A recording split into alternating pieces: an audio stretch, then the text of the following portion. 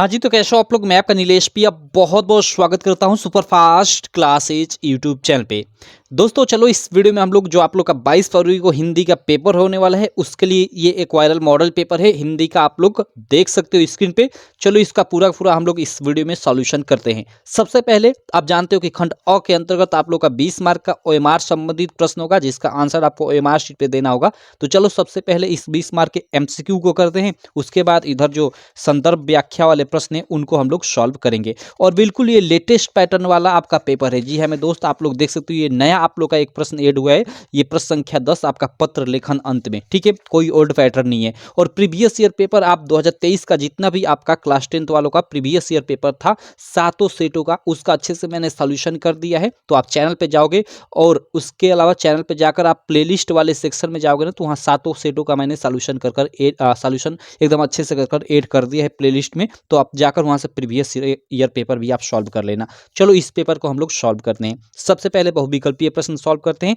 पहला प्रश्न क्या है कि लहरों का राजहंस किस विधा पे आधारित रचना है। ओके, लहरों का राजहंस हमें बताना है कि किस विधा पे आधारित रचना है। तो देखो, लहरों का राजहंस, इसके लेखक का भी नाम पूछा जाता है। तो ये याद रखना, मोहन राकेश जी द्वारा लिखित यह नाटक विधा की रचना है। ए वाला ऑप्शन सही हो जाएगा। और जितने भी बच्चे लक्ष्य बैच के हैं, ठीक है, लक्ष्य बैच वाले जितने भी बच्चे हो भाई, इसका पूरा का पूरा पीडीएफ मैंने सॉल्यूशन के साथ अच्छे से वहाँ पे हिंदी वाला जो सेक्शन है ना लक्ष्य बैच में, उसमें वायरल मॉडल पेपर वाले सेक्शन में इसका अच्छे से सॉल्यूशन पूरा का पूरा ऐड कर रखा है। तो आप लोग जाओ वहाँ से पीडीएफ से सारी चीज़ें पढ़ो, ठीक है। और शाम तक इसका टेस्ट भी मैं ऐड कर दूंगा। चलो भाई, तो ये फर्स्ट ऑप्शन सही। बाकी लक्ष्य बैच क्या है अभी मैं इस ऑब्जेक्टिव खत्म होने के बाद आपको भी बता देता हूँ। देखो, सेकेंड क्वेश्चन है कि जय पराजय रचना के लेखक का नाम है। जय पराजय रचना के लेखक का नाम हमें बताना है प्रश्न संख्या 2 में। तो देखो, जय पराजय नामक रचना के लेखक का नाम श्याम नारायण पांडे है। ये बी वाला आपका ऑप्शन बिल्कुल राइट हो जाएगा प्रश्न संख्या सेकेंड के लिए। थर्ड वाला प्रश्न है कि राजेंद्र यादव की प्रतीक्षा किस विधा पे आधारित रचना है। सिंपल, राजेंद्र यादव की प्रतीक्षा कहानी विधा पे आधारित रचना है। ये पीछे मतलब ये भी पूछ चुका है पीछे प्रश्न। चलो आगे चलते हैं, अगले इधर आगे के प्रश्नों पर चलते हैं। इसको एक मिनट थोड़ा फोल्ड कर लेता हूं, उसके बाद आगे के प्रश्नों को देखते हैं।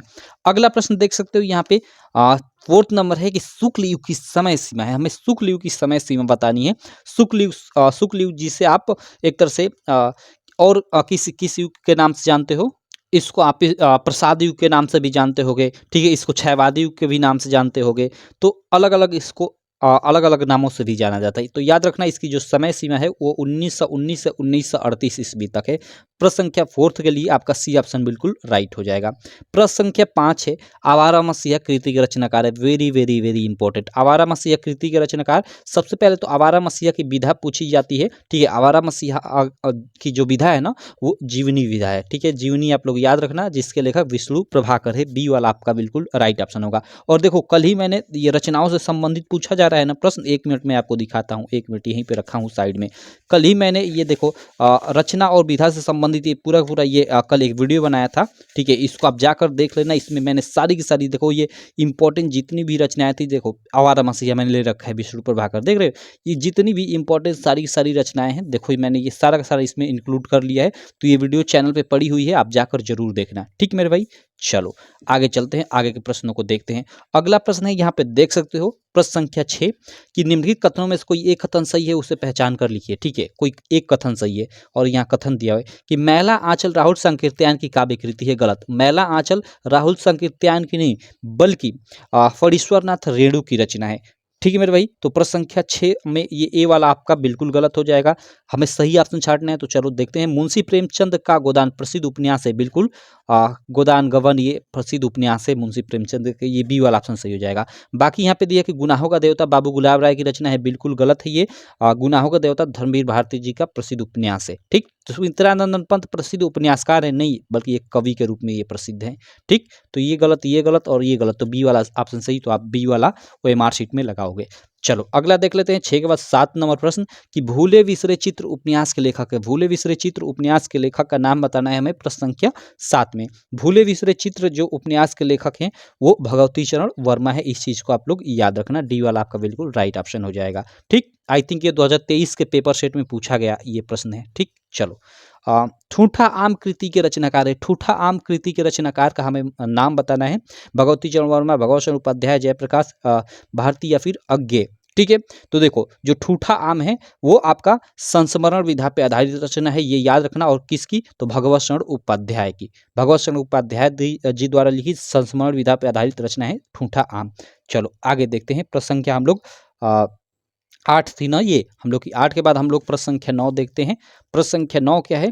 प्रश्न संख्या 9 आप स्क्रीन पे देख सकते हो कि केशव दास की रचना है। केशव दास की रचना का नाम हमें बताना है। केशव दास की रचना रामचंद्रिका, पहला ही ऑप्शन सही हो जाएगा। काफी फेमस रचना है।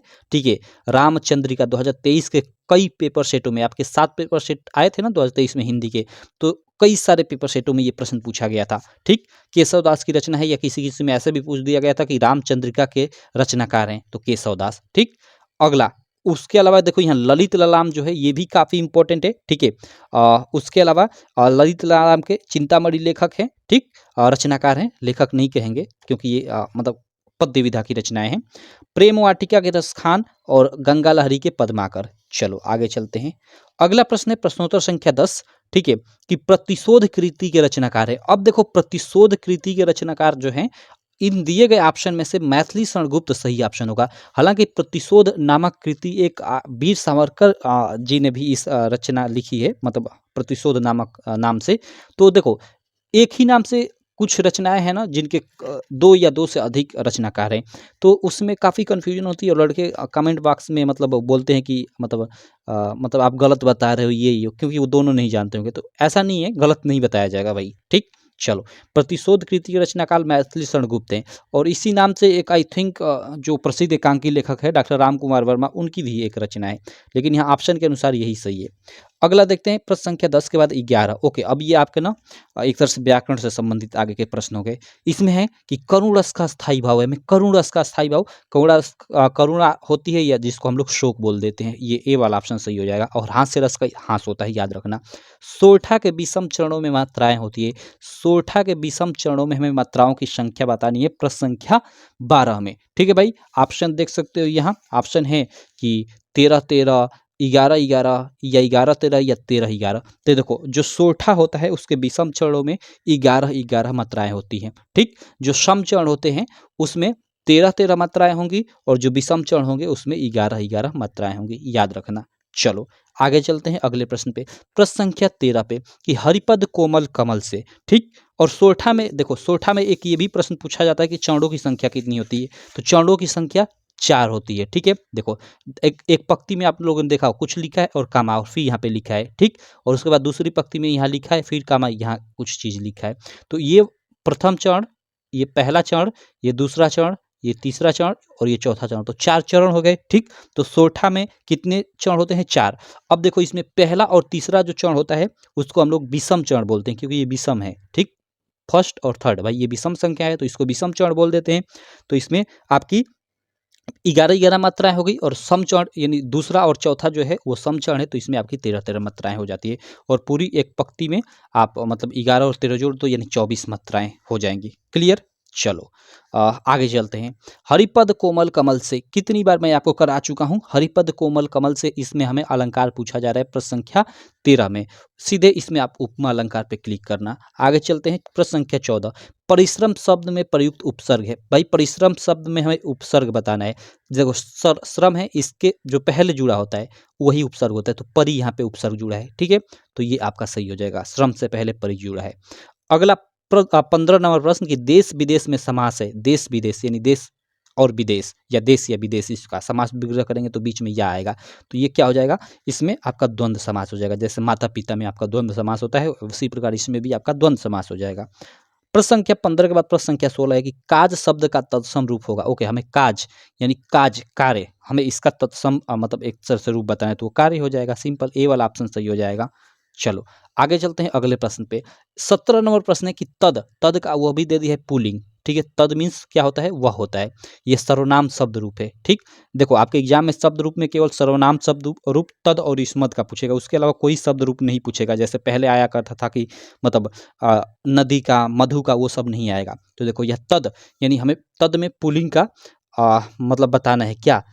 षष्ठी विभक्ति एक वचन रूप क्या होगा प्रश्न संख्या 17 में।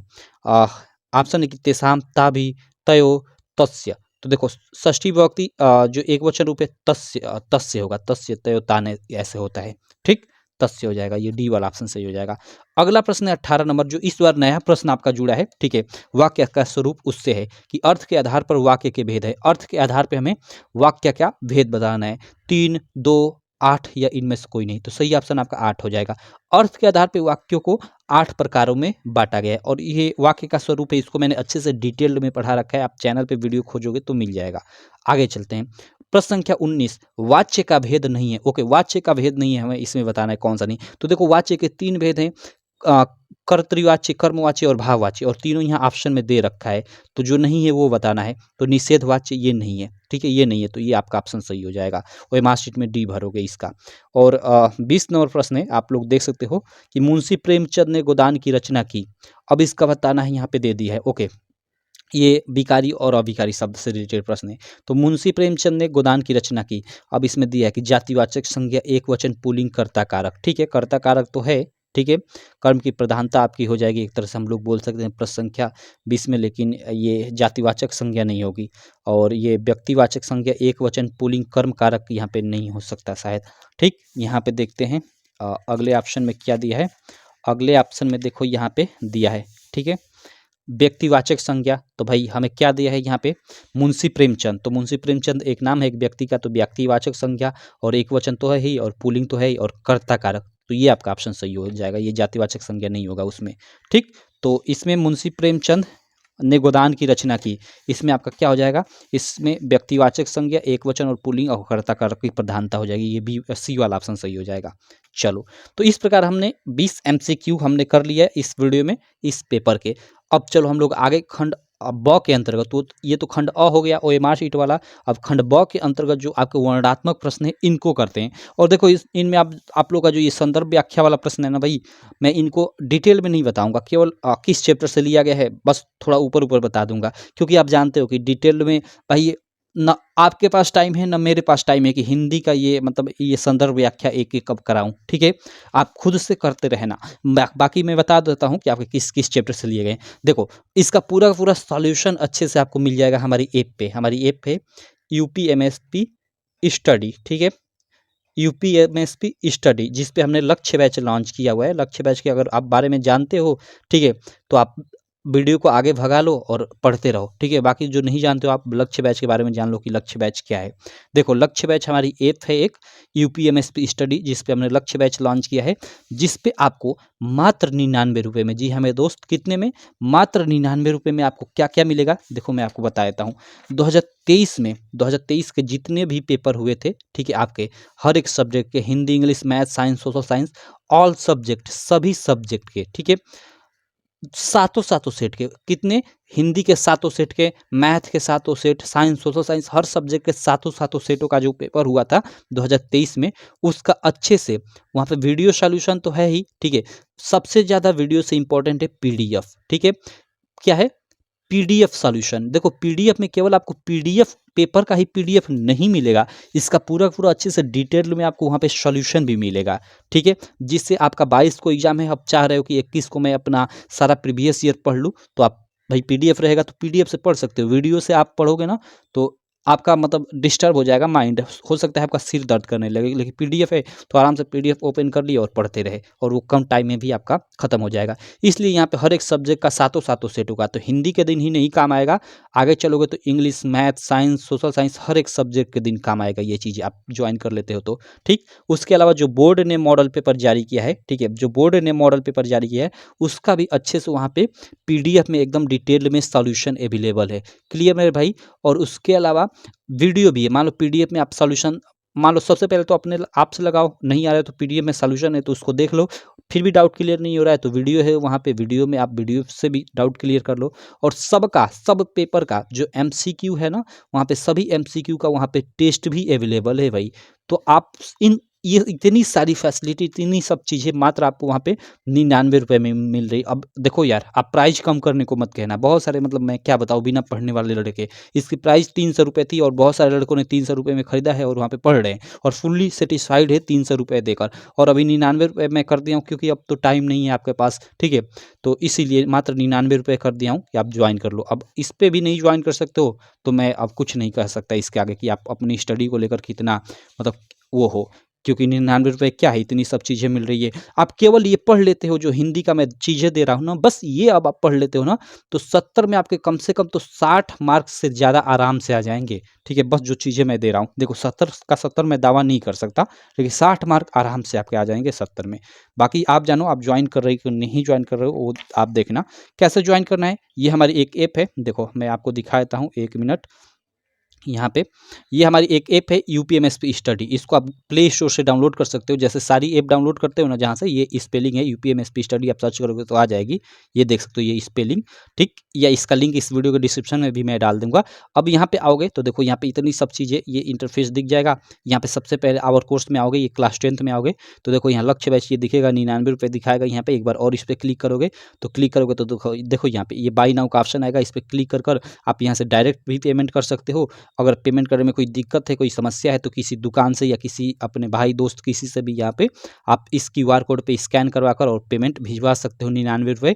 और पेमेंट भिजवाने के बाद उसका फ़ोटो ले लेना और इस नंबर पे फ़ोटो भेज देना और उसके बाद कॉल कर लेना इसी नंबर पे, तो आपको इस बैच में ऐड कर दिया जाएगा, ठीक है। मैं तुरंत आप जिस टाइम कॉल करोगे उसी टाइम ऐड कर दूंगा आपको, ठीक। अब यहाँ पे अंदर सारी चीज़ें आपको मिल जाएंगी। अंदर मैंने जाकर दिखाया हुआ है कि अंदर क्या क्या कैसे चीज़ें हैं, क्योंकि बहुत सारे लोग धोखा देते हैं। मैं देख रहा हूँ ना यूट्यूब पे, मेरा देखा देखी अभी बहुत सारे लोग लॉन्च कर दिए हैं, ठीक है। तो मतलब उसमें वो क्या देंगे, ये 6 महीने से मैं सारी चीज़ें तैयार कर रहा था, ठीक है, प्रीवियस ईयर पेपर, लेकिन वो 1 महीने में क्या करेंगे, छोड़ो दूसरी की बात। तो यहाँ से देख सकते हो मैंने अंदर क्या दिया है, और इनसे ये मॉडल पेपर सैंपल के तौर पे मैंने डाला हुआ है, प्रीवियस ईयर पेपर का सॉल्यूशन यहाँ से डाउनलोड कर आप देख सकते हो। देखो ये पूरा पूरा पेपर है 6-7 पेजों तक, और नीचे देखो ये डिटेल में ऐसे ये सॉल्यूशन दिया गया है। देखो ये डिटेल में, ये देखो ये कैसे ये सॉल्यूशन दिया गया, इसी तरह पूरे के पूरे पेपर का सॉल्यूशन दिया गया है। ये भी जो ये पेपर है इसका भी सॉल्यूशन यहाँ पे दिया गया है बैच के अंदर।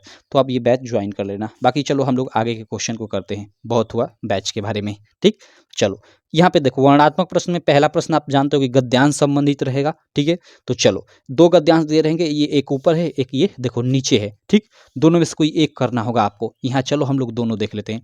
देखो ये क्या है, सबसे पहला कि कुसंग का ज्वर सबसे भयानक होता है। ये केवल नीति और समृद्धि का ही नाश नहीं करता, बल्कि बुद्धि का भी क्षय करता है। किसी युवा पुरुष की संगति यदि बुरी होगी तो वह उसके पैरों में बंधी चक्की के समान होगी। देखो यहाँ युवा पुरुष की संगति की बात कर रहा है, यहीं से आप पकड़ लिए होगे, या ये शुरू से ही ये काफ़ी इंपॉर्टेंट गद्यांश से हर साल आता है, ठीक।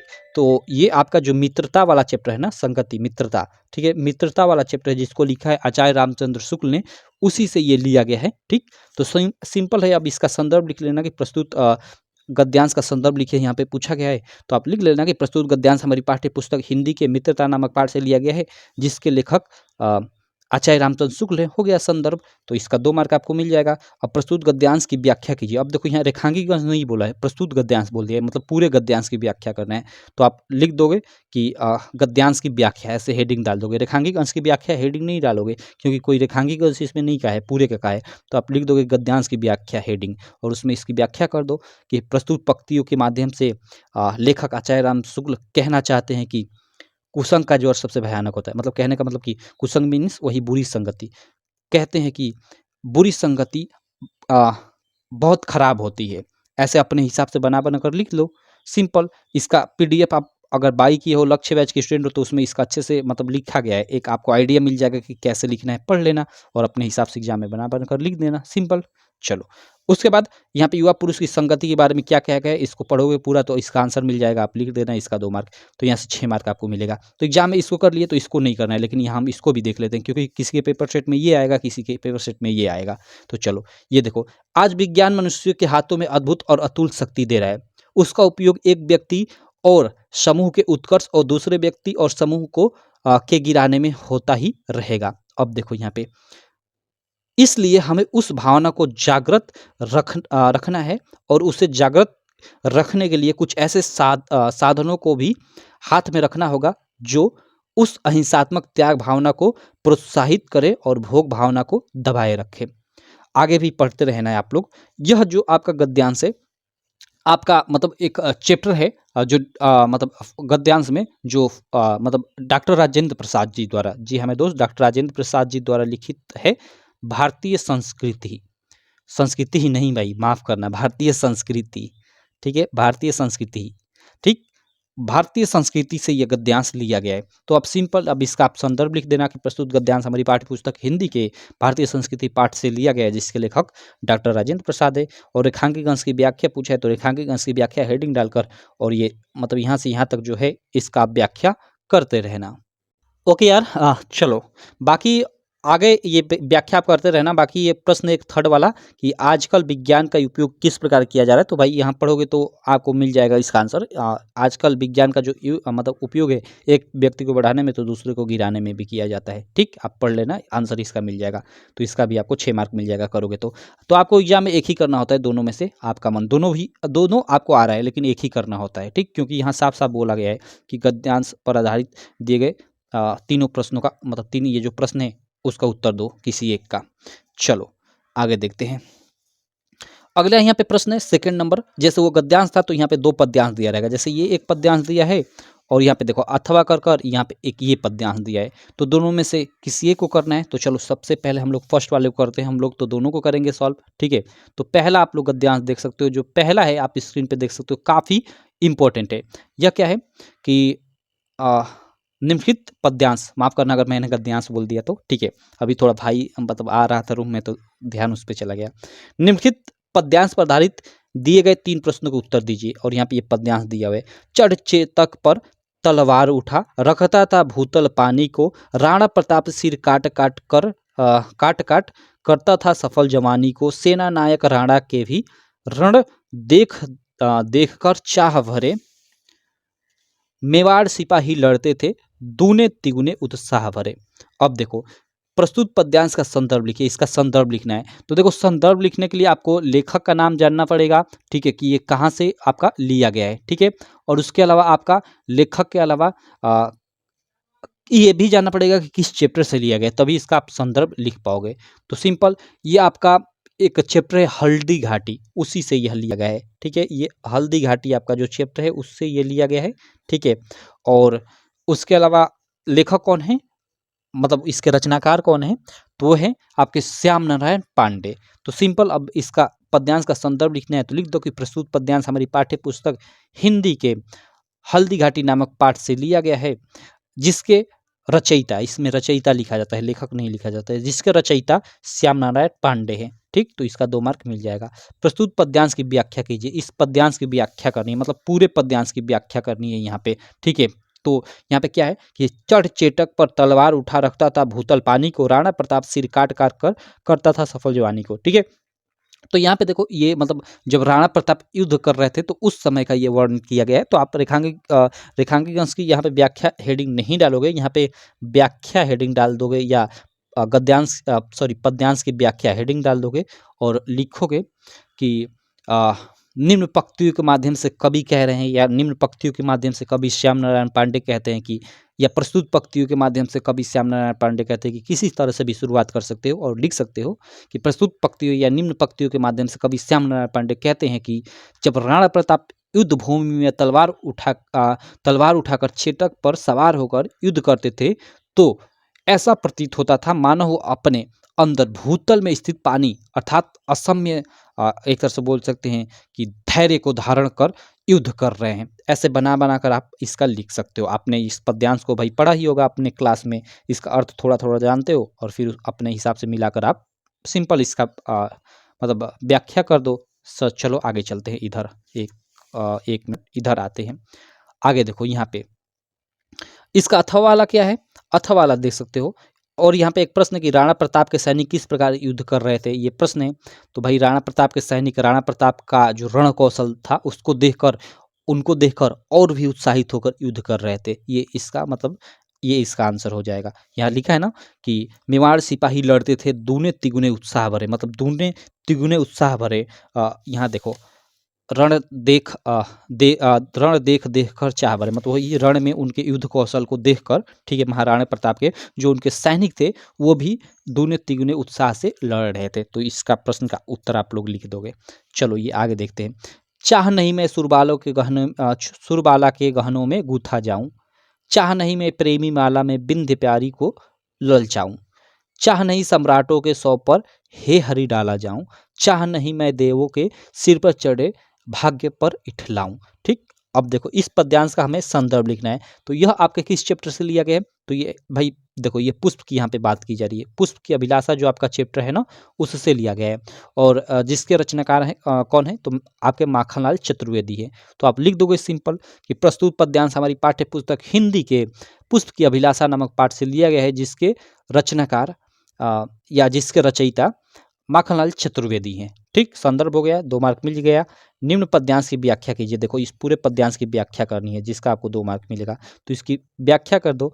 चाह नहीं मैं सुरबालक के गहनों में गूथा जाऊं, चाह नहीं मैं प्रेमी माला में बिंधे प्यारी कुलल चाऊं। ठीक है, तो इसमें आप अपने हिसाब से बना बना कर लिख दो कि निम्न या प्रस्तुत पंक्तियों के माध्यम से कवि अपनी देश प्रेम की भावना को पुष्प की अभिलाषा के रूप में व्यक्त करते हुए कहते हैं कि मेरी इच्छा किसी देवबाला के आभूषणों में गूंथे जाने की नहीं है, मतलब देवताओं की, मतलब जो गर्दन है उसमें लपेटने की, मतलब कोई मेरी इच्छा नहीं है।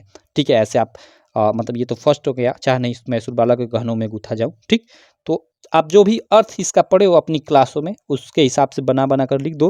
बाकी आप लक्ष्य बैच के स्टूडेंट हो तो भाई इसका इस पूरे अच्छे से व्याख्या आपको मतलब यहाँ पे इसकी की गई है, तो आप पढ़ लेना एक बार पढ़ लोगे तो वो आपका क्लियर ही हो जाएगा। कवि ने फूल के माध्यम से क्या बताया है? कवि ने फूल के माध्यम से क्या बताया है, ये इस प्रश्न का मतलब उत्तर देना है। तो इसको आपको मतलब 2 मार्क मिल जाएगा।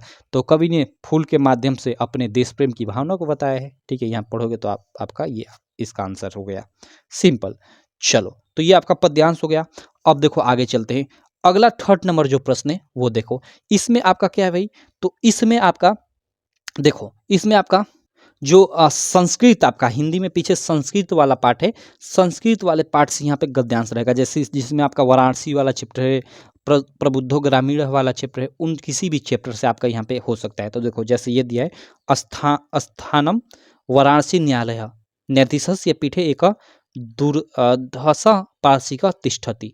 ओके, चंद्रशेखर, देखो यहाँ पे चंद्रशेखर ये सब लिखा हुआ है। देखो ये यहाँ से स्टार्ट होता है और यहाँ तक ये मतलब ये खत्म होता है। ठीक, अब देखो ये आपको बड़ा दिखाई दे रहा है, लेकिन उतना बड़ा नहीं है। देखो एक लाइन में ये 2 ही 3 अक्षर लिखा गया है। ठीक, तो इतना बड़ा नहीं है ये, भले ये यहाँ से दिखाई दे रहा है कि यहाँ तक है, लेकिन उतना बड़ा नहीं है। ठीक है, अब इसका आपको क्या करना है, इस गद्यांश का आपको संदर्भ लिखना है और हिंदी अनुवाद करना है। अब संदर्भ लिखने के लिए आपको जानना पड़ेगा कि आपके ये किस चैप्टर से है।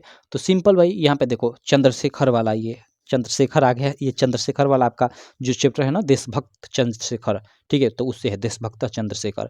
तो सिंपल, अब इसका मतलब इस गद्यांश का आपको क्या लिखना है, संदर्भ लिखना है। तो ये इसमें देखो संदर्भ लिखते समय आपको लेखक या कवि ववि का नाम नहीं लिखना होता है। सिंपल आप लिख दो कि प्रस्तुत गद्यांश हमारी पाठ्य पुस्तक हिंदी के संस्कृत खंड के, भाई ये हिंदी में संस्कृत वाला खंड है उससे लिया गया है। तो प्रस्तुत संस्कृत गद्यांश हमारी पाठ्य पुस्तक हिंदी के संस्कृत खंड के देशभक्त चंद्रशेखर नामक पाठ से लिया गया है। ऐसे लिख दो, संदर्भ हो गया। अब उसके बाद हिंदी अनुवाद भी इसका करना है भाई, तब 5 मार्क आपको मिलेगा। तो संदर्भ लिखने के बाद उसके नीचे हिंदी अनुवाद हेडिंग डाल दो और इसका हिंदी अनुवाद करते रहो।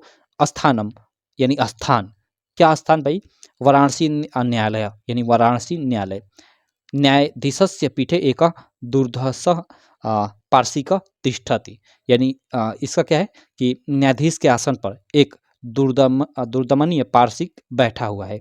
ठीक, अब देखो आगे मतलब वही जो इसका अर्थ है, सिंपल आप इसका अर्थ पढ़ लेना। ठीक है, देखो स्थानम वाराणसी न्यायालय है, ये कहाँ तक है?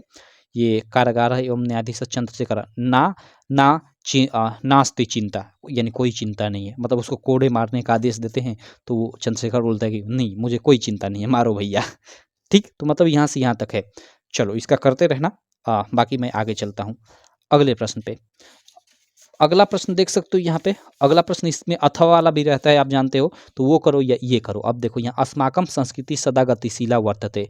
अब देखो ये अस्माकम संस्कृति, यहाँ पे भारतीय संस्कृति एक चैप्टर है, भारतीय संस्कृति ही नाम से।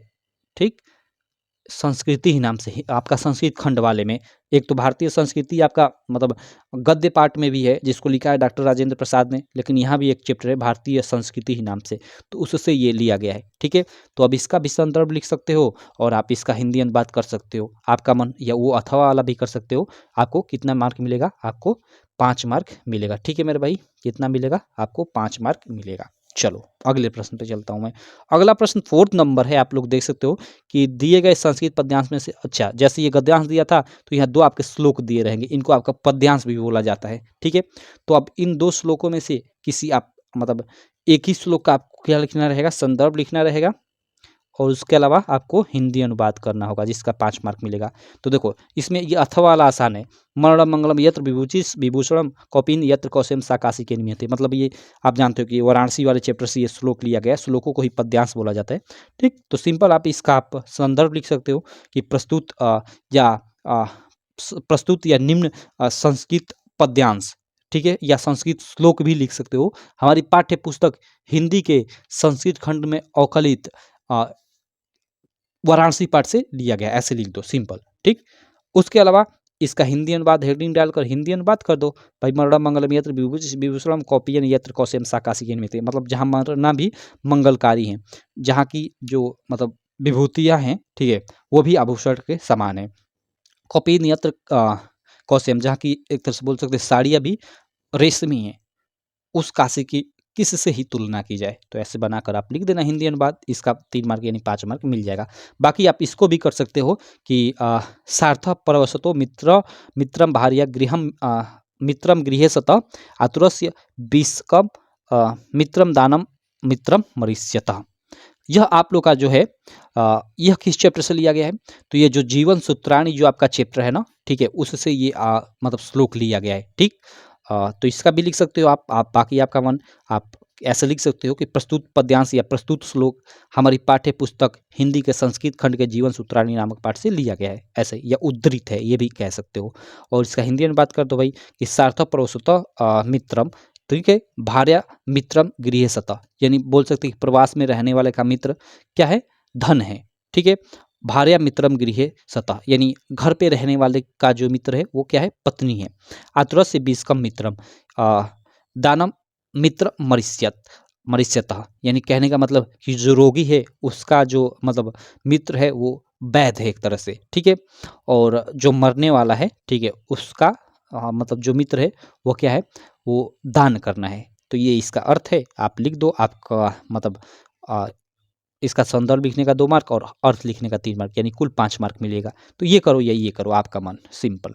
अब चलो अगले प्रश्न। अगला प्रश्न आपका देखो खंडकाव्य वाला रहेगा, तो खंडकाव्य हर जिले का अलग अलग रहेगा, सारे जिले का यहाँ पे खंडकाव्य दिया रहेगा। ठीक है, तो आपके जिले में मान लो जो भी खंडकाव्य आ जाए, जैसे कर्ण खंडकाव्य आता है तो इसमें देखो कि कर्ण खंडकाव्य कहाँ है, तो यहाँ है। अब इसमें 2 प्रश्न पूछा गया है तो दोनों में से किसी एक का आप उत्तर दे दो, सिंपल। आप जैसे कर्ण खंडकाव्य के आधार पर कर्ण का चरित्र चित्रण कीजिए, तो आप हेडिंग डाल लेना कि प्रश्नोत्तर संख्या 5 का 6, और उसमें हम उसका सेकंड वाला कर रहे हैं तो सेकंड, और हेडिंग उसमें बना लो कि कर्ण खंडकाव्य के आधार पर कर्ण का चरित्र चित्रण, और उसमें लिख दो अपने हिसाब से कर्ण का चरित्र चित्रण यानी कर्ण के बारे में, सिंपल। चलो आगे चलते हैं। प्रश्नोत्तर संख्या 6 में 2 प्रश्न रहेगा, क और ख।